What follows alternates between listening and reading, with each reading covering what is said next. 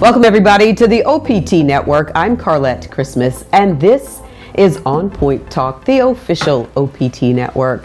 Our website is www.onpointtalk.com. It always brings us great pleasure to showcase local authors. Our guest this morning is a native Alexandrian. His name is Aaron Hinkston III, and he is the author of When the Gift of Giving Leaves You Empty, a redemptive journey of restoration and hope. Stay on point. We're back right after this.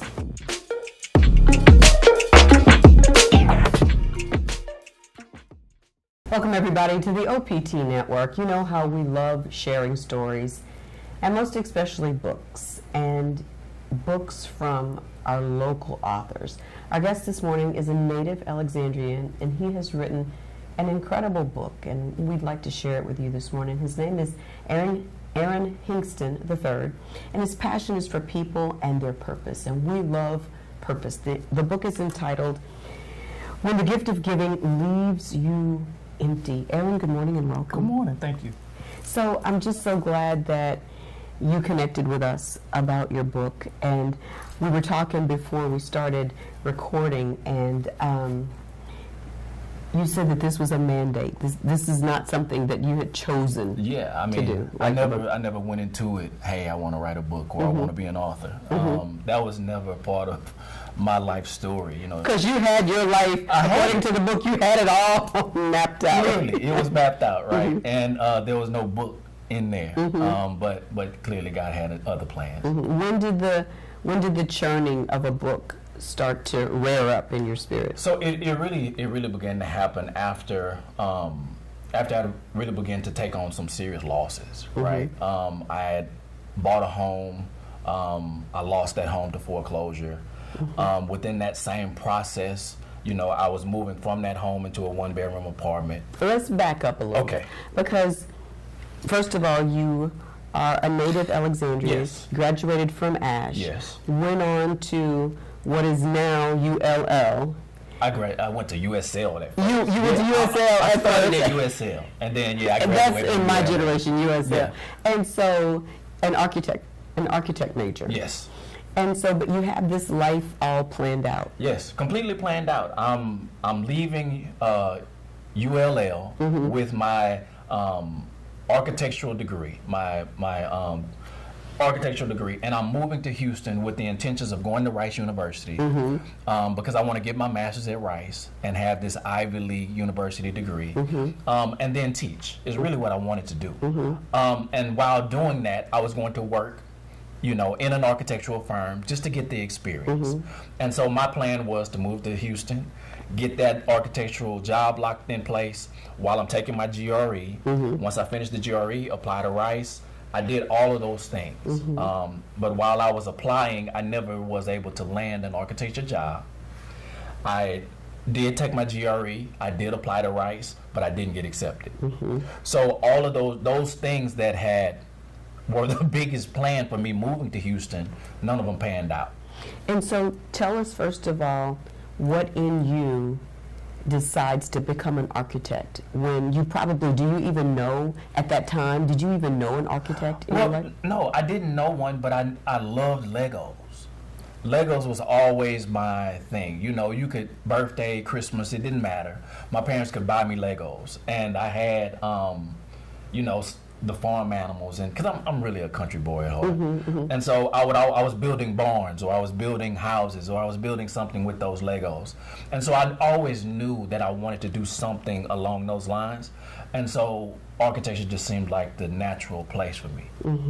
And so then you get this degree, and you have your life's plan all mapped out. Of course. All mapped out, rather. Then you get to Houston, and you're not able to find a job. Not a job. And so where's your faith at in terms of everything that you thought, your plan, and obviously it's not in God's plan? This is my first real encounter with God at this point, right? Because I'm in Houston. I'm my first real go at being an adult, right? Being independent from my family. And I wasn't moving back to Alexandria. I wasn't coming back here. I knew that I had to forge my way. And so now my plans didn't line up like I expected them to. So I had a full realization that maybe I'm not doing this. Maybe this hasn't been me the whole time. Because prior to that, I was excited. I was, the president of my fraternity, and I graduated cum laude at the top of my class, and I had the highest GPA in my graduating class. So you hadn't had any disappointments in life? No, nothing big like that, right? And so everything that I attempted to do, I was able to accomplish and do it well. And so getting to Houston and hitting these not only just closed doors, but locked doors. They were locked. They were locked because I'm going to try to open it, but not only were they closed, but they were locked. Was something brand new for me, and I had to find. I had, of course, gone to church. I knew of God, but never really fell in love with God. And so at this point, that relationship really began to kindle. And so, do you start to question God? Why am I coming up to all these locked doors? Of course, because I have student loans. Absolutely. And I'm not even able to find a job in what I've done for the last 5 years, what I've invested in, what I built Legos for, right? And so I'm now questioning all of those things and like, God, why are we here? This is not what I expected to do, or to have to deal with, because I was planning to be back in Louisiana, go back to USL or the University of Louisiana and teach, and kind of move back. But none of those things were working out. And so when none of the things that you had drawn up in your 5-year plan come to fruition, what do you decide to do after that? Find a job. Any job. Any job. Any job. I applied to a couple grocery stores because I was going to do some stocking. A former classmate of mine had come to Houston while we were, in school, and they had bought a light from this furniture store called IKEA. And I had never heard of them before, but I remembered that name, and I remembered they were in Houston. And the light was pretty cool. So I was like, okay, it's, maybe it's something for me to try. I saw IKEA passing, I was going down the highway. I saw the store one day, went into the store, and I just applied. But I applied for a cashier position and a stocking position. The hiring manager came in and said, hey, we see your resume, we see your portfolio, because I had it with me, and we have an open position in our design department. Wow. Why did you sell yourself so short? Was your confidence waning at that point that you would ask or apply for a cashier's position or a stocking? It was still architecture or bust. So this is only a meantime. This is just because I'm here, right? And I'm creating these bills. I need gas. So let me do something in the meantime. Right. This is just for a season. Just this is not a quick season. A quick season. Thing about those seasons is we don't know how long they're gonna last. How long? But this is this is a seasonal thing.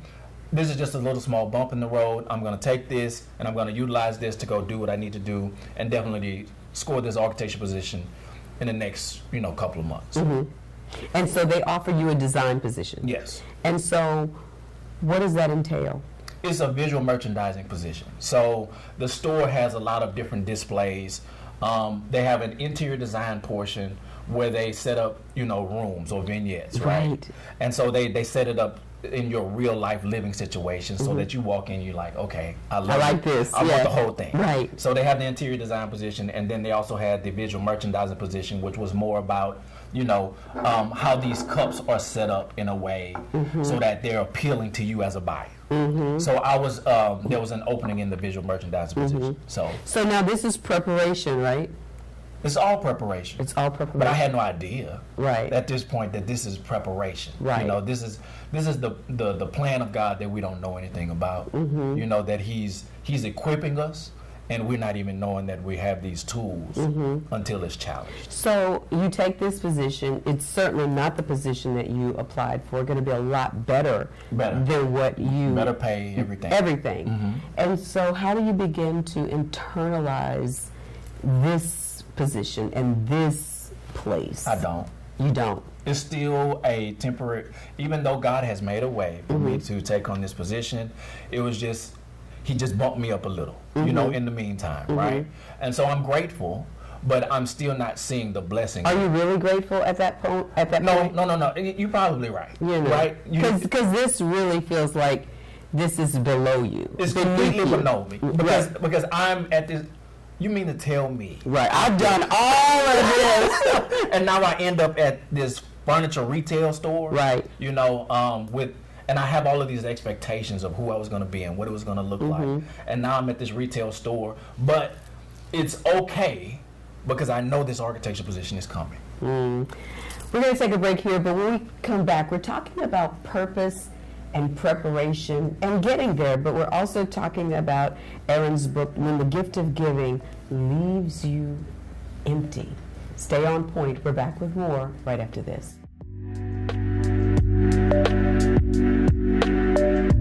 Welcome back, everybody, to the OPT Network. Our guest this morning is a native Alexandrian, and you probably know his parents or remember them from Brent's Desktop Publishing. Well, their son has written an incredible book and shares his journey, and I know oftentimes people talk about their purpose and what their purpose in life is. But do we really understand giving and really what that means? His book is entitled, When the Gift of Giving Leaves You Empty, A Redemptive Journey of Restoration and Hope. So you're at IKEA. Yep. You're a visual merchandiser, and you begin to walk in this season. And so what happens in that season? That season lasts 15 years. Woo! Yeah. 15 years. 15 years. 15 years. It's once I finally lock into it. 15 years. 15 years. 15 years. But in that time, God just began to advance me. Even from there, I didn't stay a visual merchandiser, Sure. right? I went from visual merchandising to the manager of that department of visual merchandising. Then I went from the manager of that department to the manager of the interior design department, and then eventually over the entire department. So over the 15 years, God continued just to strengthen and elevate my leadership and my. So are you saying, now keep in mind, this is still preparation, but are you saying, God, how much longer? At some point, or did you settle in? At some point, I settled in. I settled in because now I'm comfortable. Now I've gotten comfortable, and it's easy. I can come to work and I can do what I need to do. I'm still applying to architecture positions on occasion, but that idea is not as strong as it was initially. The first couple of years, right? And so I'm settling into the idea that, okay, God, whatever you have for me here, I'm okay with it. I'm gonna do my best to be okay with it, And so that began to just continually work through the process. But then towards the end of that, 15 years, I was like, God, there has to be more. There has to be something else. And I'm married at this point. I have a son at this point. We have purchased another home, even though I lost a home. So God has redeemed. The first home. I lost the first home as a single man. Now, as a family man, we've purchased a new home. So this is about redemption at this point, and what I lost, God had given back to me. And I'm recognizing Him, and I'm saying, okay, God, there has to be more. And so in that more, I began to still tap into what I loved about the Legos. And I go and get my real estate license while I'm still working at IKEA. And so I do that probably in year 13. So year 14, year 15, I'm working through the process. And I get fired in year 15. No. Yes. And so what do you say to God about that? Because obviously you're not expecting that you'll lose your job. I'm not expecting that I'll lose my job. Actually, the day I went into the job, the business the company was expanding, and they were shifting and they were changing, and there was a new position that I wanted to try, which could hopefully change up how I felt about the job. I went in to accept that position, and he said, "There's something we need to talk about."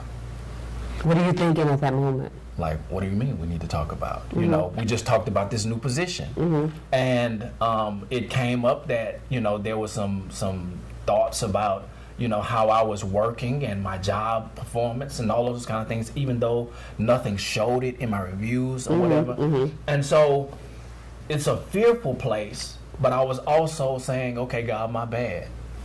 Because you had shown me the way out prior to this moment. Really? It's just I didn't step out in faith. I didn't have enough faith to believe that he was going to be able to hold me without this safety net of benefits, and every 2 weeks the paycheck comes in, and you know, knowing exactly what that was going to be, even though I had gone to get my real estate license.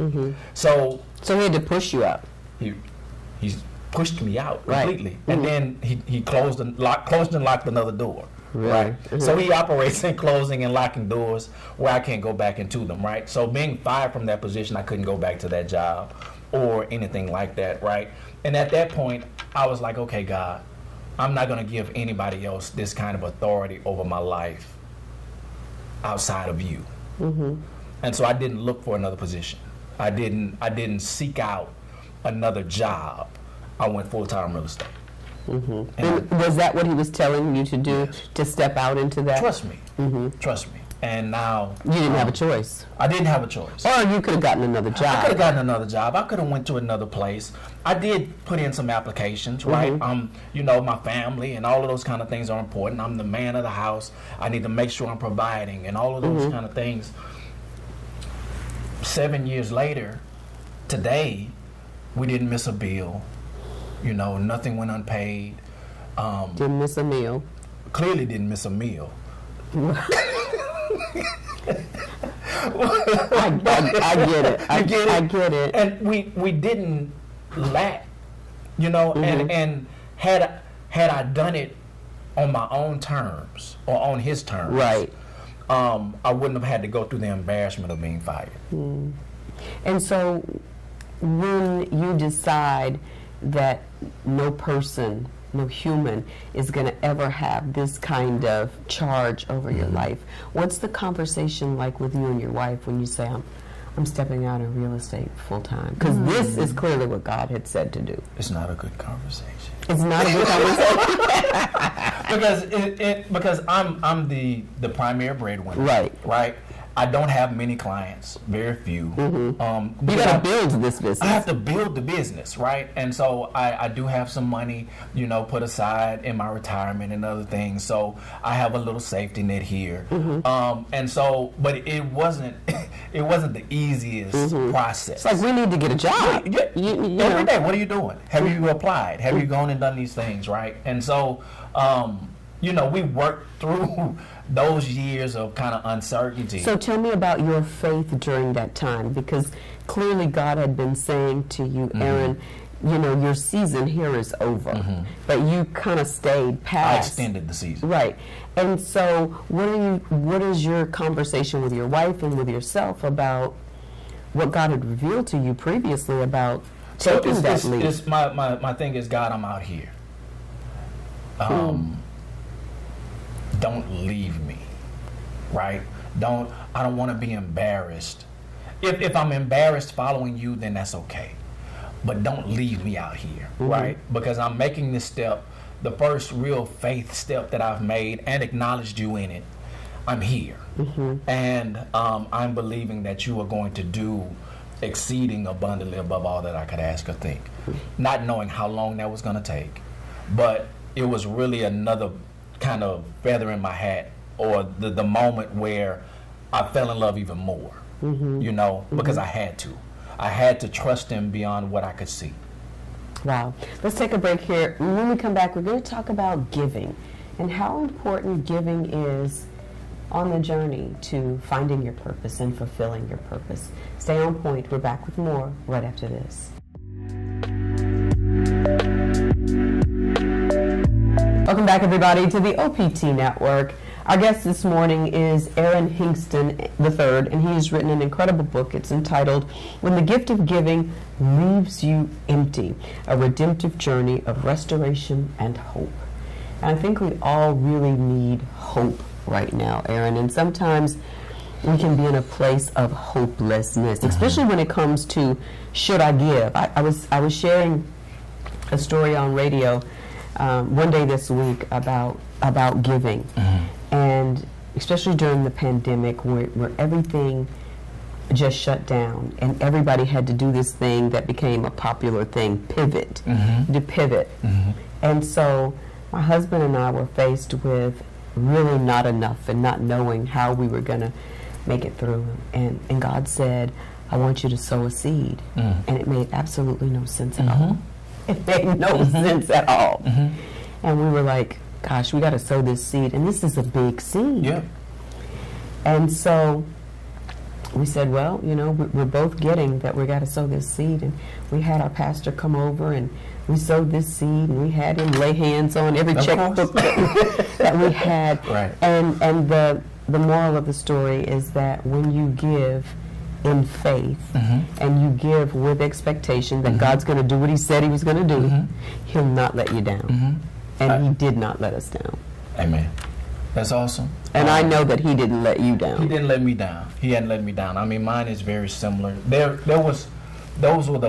were moments in it when I just wasn't wise, right?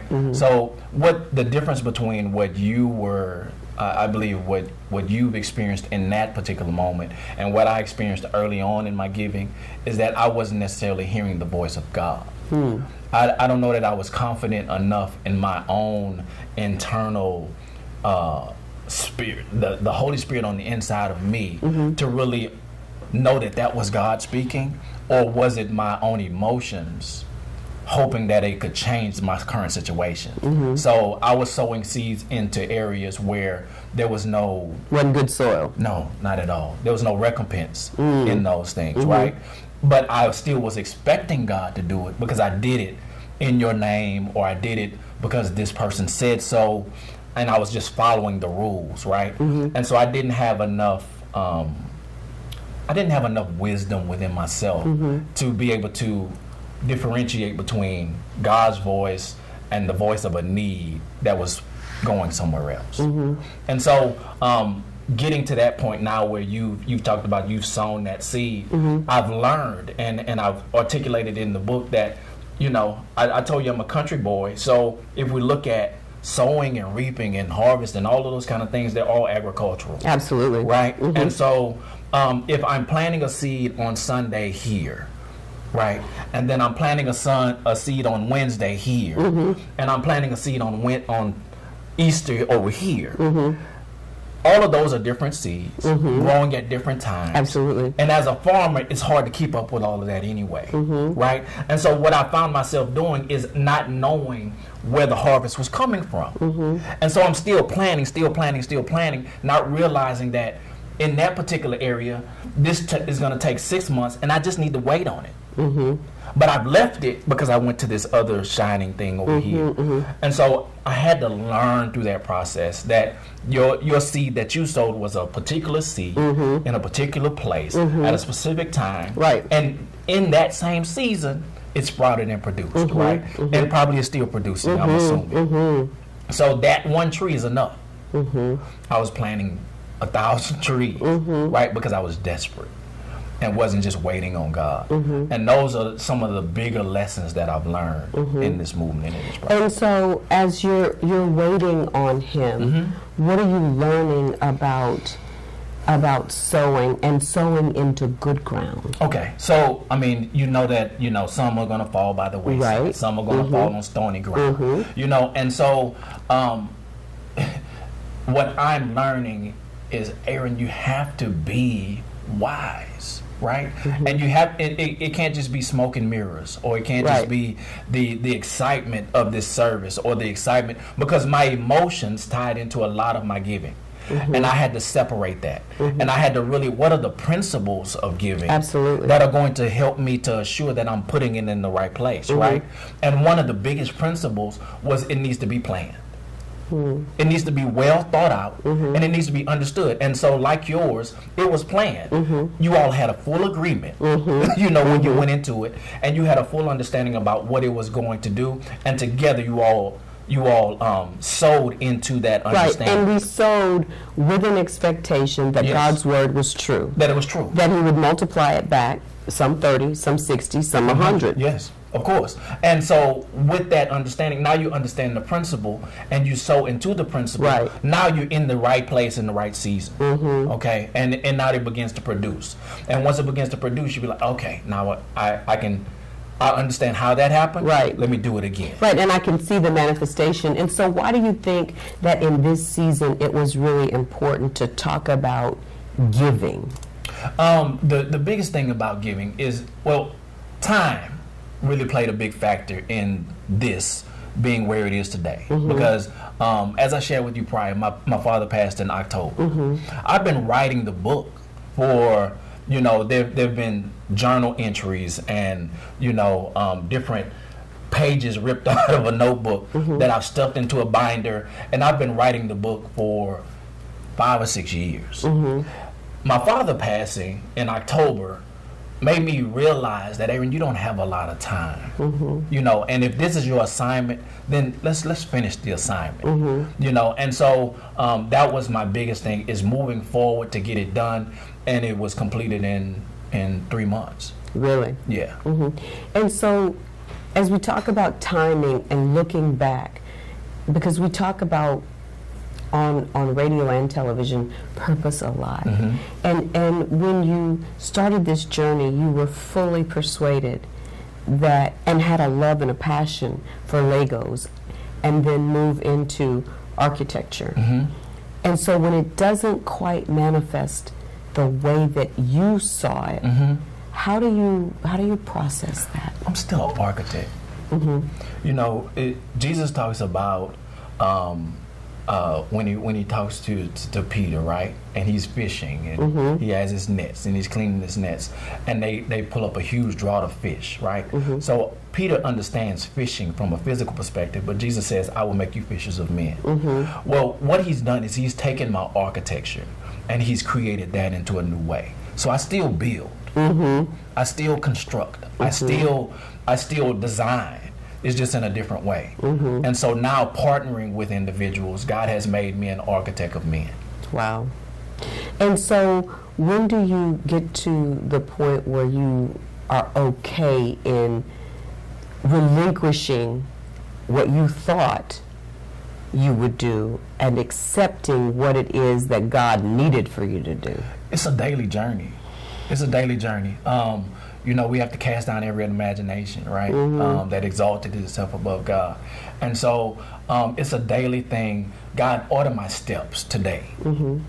Sufficient for the day are the things of today. So today, I want you to order my steps today, that the purpose for today is accomplished. And whether that's sitting at this table with you, whether that's, doing paperwork with my mom, or whatever that purpose for today is, I want to make sure that I've pleased you in those moments, and that's been my biggest shift. And so writing this book was, I believe, an opportunity for God to be pleased. And with him being pleased, now I see people are being blessed. And so the book wasn't necessarily for me to accomplish for solely my own intent, but it was because people needed it. There was I write in some of the books, it is my prayer that you will never lose sight of your vision, your goals, or your dreams. The world is waiting on you. Wow.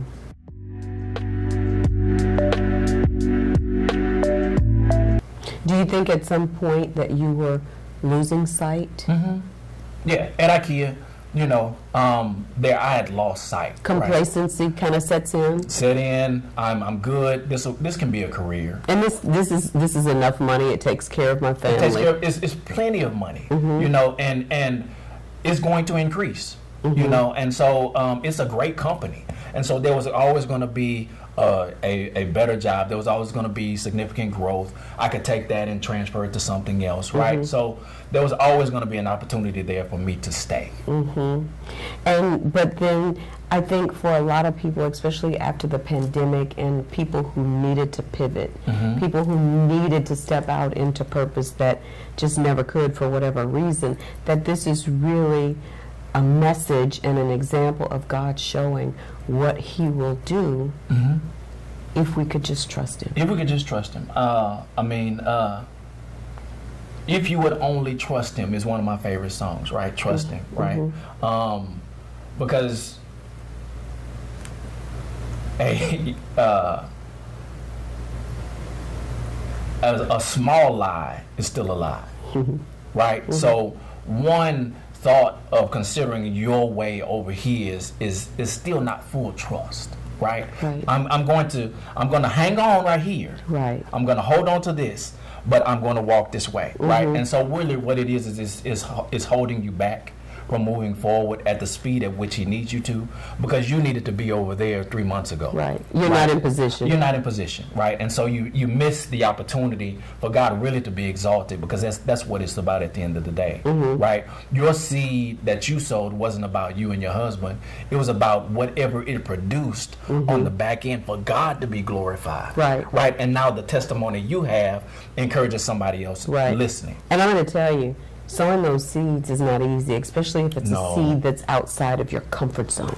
And of course. And usually it's probably gonna be outside. Those are the ones that force you to trust God, right? Because if it's easy for you, then that's within your wheelhouse. I'm not gonna miss it. It's okay. There's no development. There's no growing. There's no love relationship there. And there's no real faith. There's no real faith in that.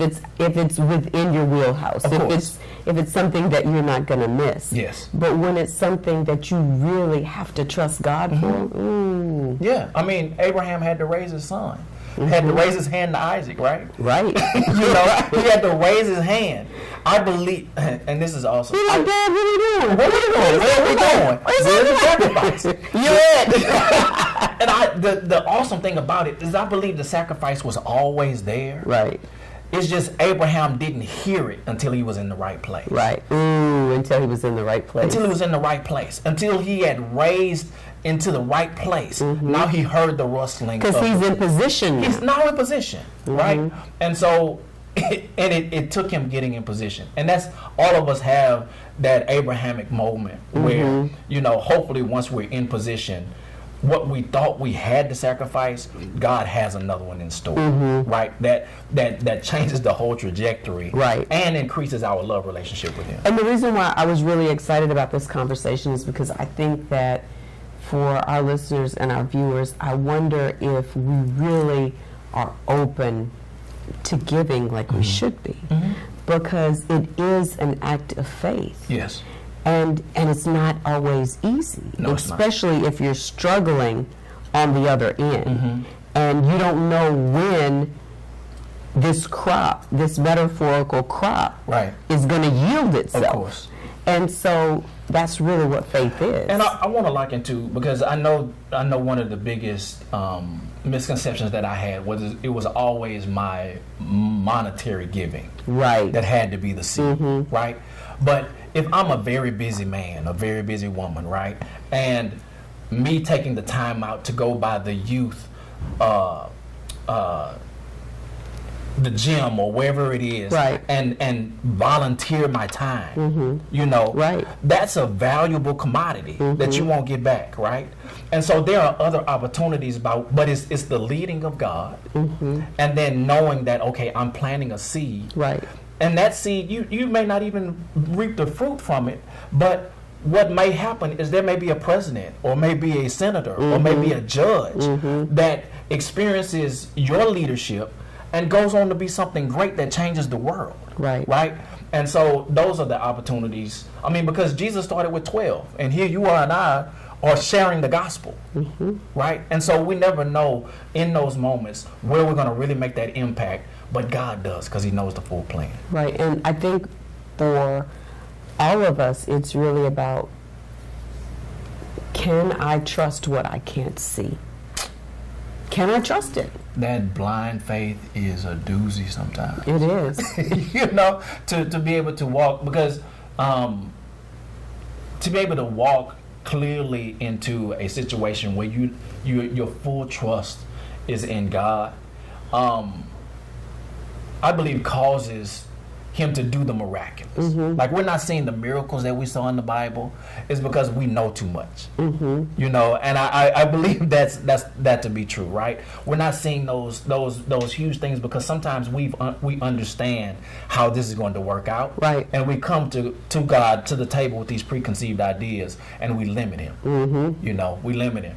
And I think it's those persons who are babes, who are looking for something fresh and something understanding, and really haven't pegged who he is, right? That he blows their mind. And he wants to. He wants to. He wants to blow ours too, but we're too educated at this point. All right. we know too much. We know too much. We know too much. And so what do you hope will be the big takeaway, Aaron, from this book?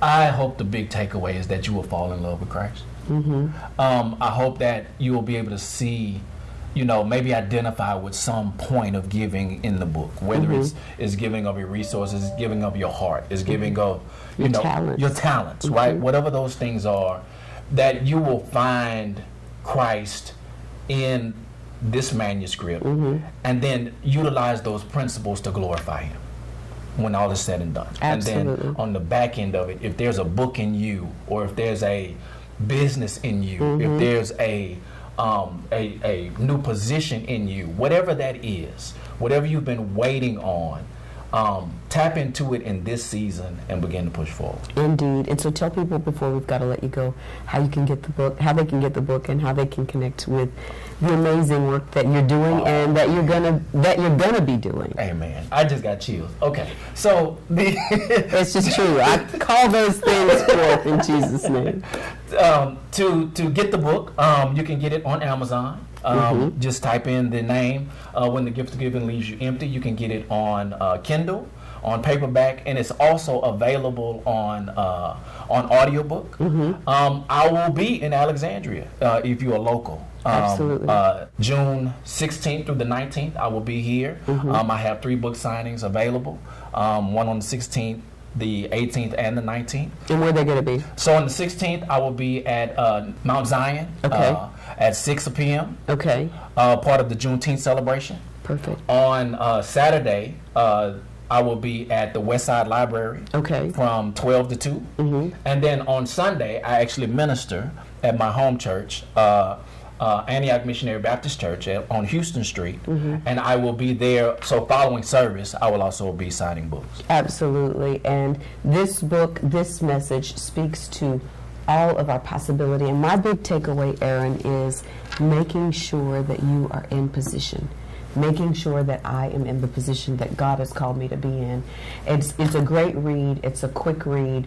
And it's chock full of scripture and full of ways that we can learn to throw our hearts over the bar and trust God in our giving and in our purposes. Amen.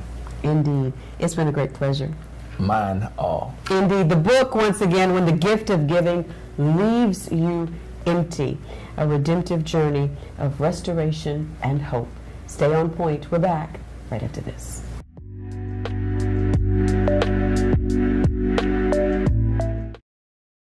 Welcome back, everybody, to the OPT Network. We'd like to thank you for maybe spending the very first part of your morning with us right here on the OPT Network. We'd also like to remind you to go to our Facebook, Instagram, Twitter, and our YouTube page. When you get there, please remember, if you like the content, subscribe to it, like it, and don't forget to share with your tribe.